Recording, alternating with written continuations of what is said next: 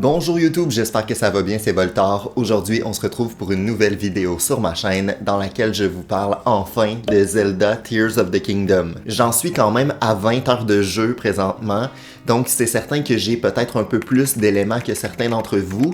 Si jamais vous êtes ici, c'est tout simplement parce que vous voulez savoir comment vous rendre à la forêt Korogu. Donc je vais vous spoiler un peu cette route-là sans aller trop dans les détails. Je ne parle pas de scénario ou de rien par rapport à ça.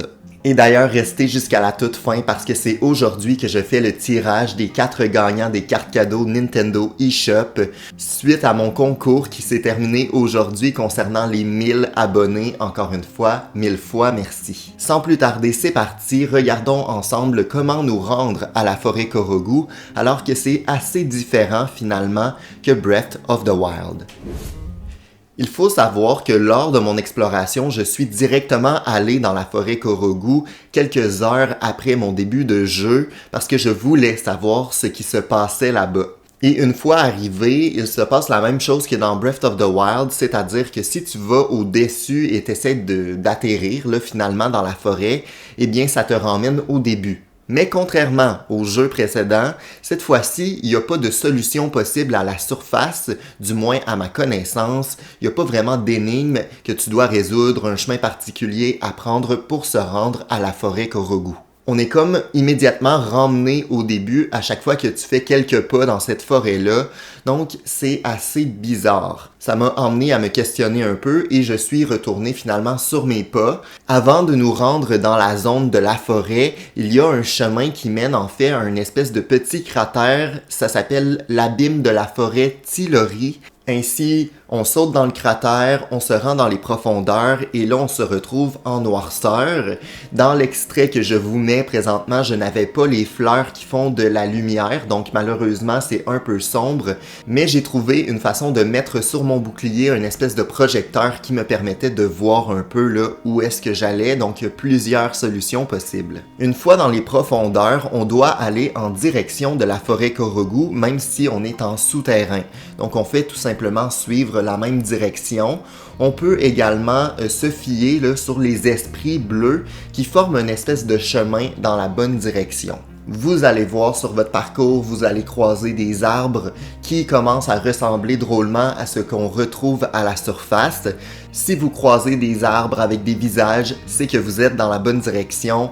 Vous allez bientôt atteindre le centre de la forêt. Sur mon chemin, j'ai croisé différentes embûches, tout simplement parce que mon bouclier s'est brisé et également parce qu'il y a les espèces de mains là, un peu horrifiques qui se sont mis à me poursuivre au milieu là, de ma vidéo. Donc j'ai trouvé ça un peu stressant.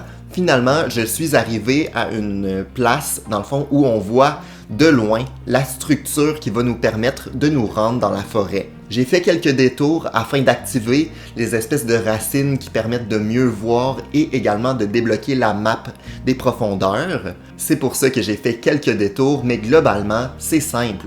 On descend, on va en direction de la forêt, on va croiser les arbres, on suit les espèces d'esprits bleus et on se rend en direction des ruines qu'on voit au loin, qui sont le centre de la forêt. Une fois rendu à cet endroit-là, vous allez pouvoir utiliser au centre des ruines le pouvoir infiltration afin de vous projeter vers le haut et finalement atteindre le centre de la forêt. Et vous allez être au pied de l'arbre Mojo.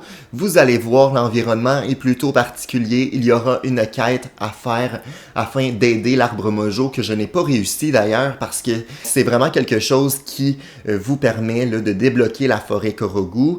Mais c'est à faire plus tard là, dans le jeu lorsque vous saurez comment battre certains monstres quand vous aurez plus de pouvoir et plus de cœur également. Mais il y a un sanctuaire dans la forêt, donc ça vous permet de vous retéléporter à cet endroit-là.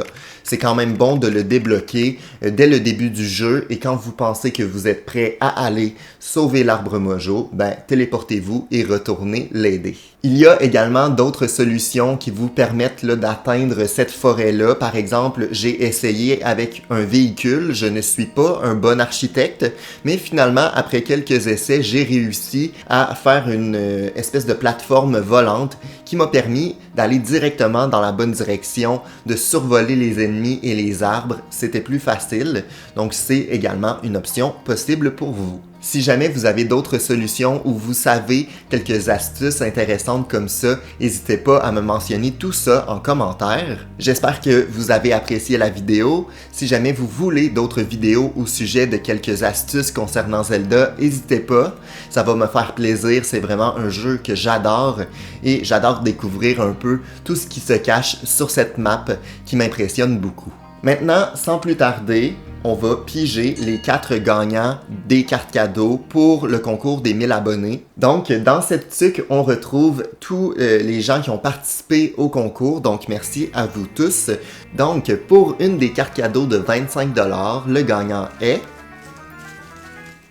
Noah Shelby.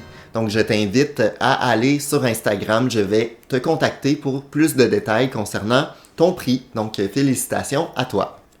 Hugo Caro, félicitations à toi. Je sais que tu as écouté de nombreuses vidéos puisque tu avais plusieurs indices que tu as nommés là, sur Instagram. Donc, félicitations.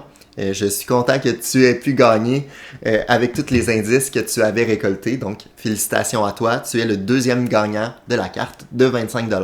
Les 2 derniers prix, donc 2 cartes de 50 $, on se retrouve avec... Cassandra Quan Collins, donc une de mes amies qui m'encourage depuis longtemps là, sur ma chaîne YouTube. Merci à toi, félicitations d'avoir gagné.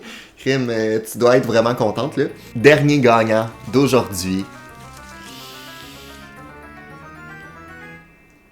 Sabrina, donc je te contacte également. C'est aussi là, une personne qui m'encourage depuis de nombreuses années là, sur ma chaîne YouTube. Donc, merci à toi. Tu as gagné l'autre carte cadeau. Félicitations à toi. Je contacte tous les gagnants très prochainement sur Instagram. Merci à tous ceux qui ont participé. Je vais essayer de faire d'autres concours. C'était pas facile pour moi. Si jamais vous êtes français là, en fait et vous avez gagné, je vais tout simplement trouver une alternative pour que vous puissiez avoir vos prix parce que je me suis rendu compte que Nintendo permet pas d'utiliser une carte cadeau dans un autre pays. C'est un peu bizarre. C'est pas super. Je m'en suis rendu compte après avoir acheté les cartes. Génial. Mais inquiétez-vous pas, vous allez avoir vos prix. Je vous contacte très prochainement. Merci beaucoup de m'encourager au quotidien dans ce projet-là. On se retrouve très prochainement pour de nouvelles vidéos sur ma chaîne. Ciao!